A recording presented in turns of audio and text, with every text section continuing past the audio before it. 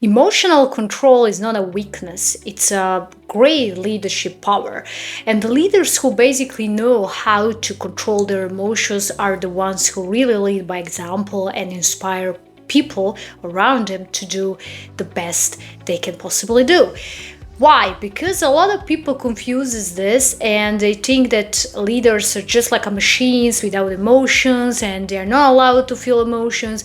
Oh yes, they are allowed to feel emotions, they are allowed to be normal human beings, but because they lead a team, they also need to set an example and they need to basically inspire and teach people how basically to control those emotions and take the best out of them, right?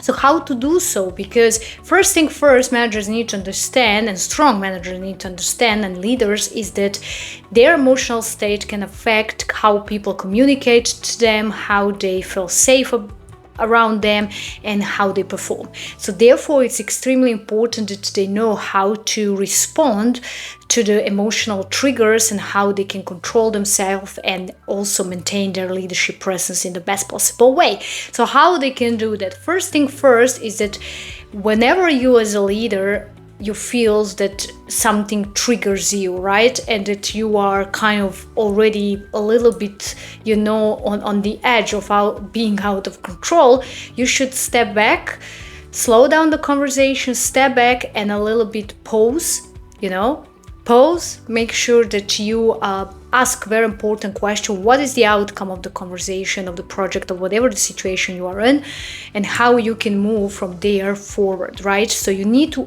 basically adjust and set that problem solving mindset that can help you actually overcome that situation.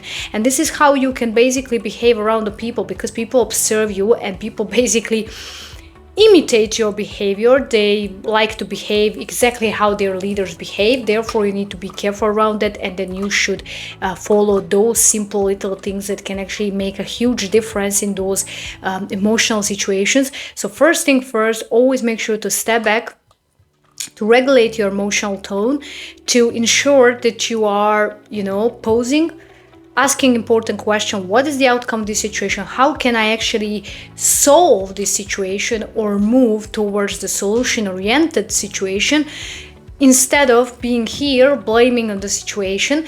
And I'm just gonna give you one example. Instead of saying, like, oh, why is this happening always to me? Why is like this? You should ask, okay, let's discuss, let's see where we can actually go from here, what we can do next. So then we can basically overcome this situation. Because if you're just reacting to the situation and, adapting this victim mentality, then you are not going to go anywhere, right? You need to set an example as a leader, and you need to move basically towards the outcomes that you desire to achieve, right? So if you like this video, please hit the like button, subscribe to this channel. Until next time, stay ambitious.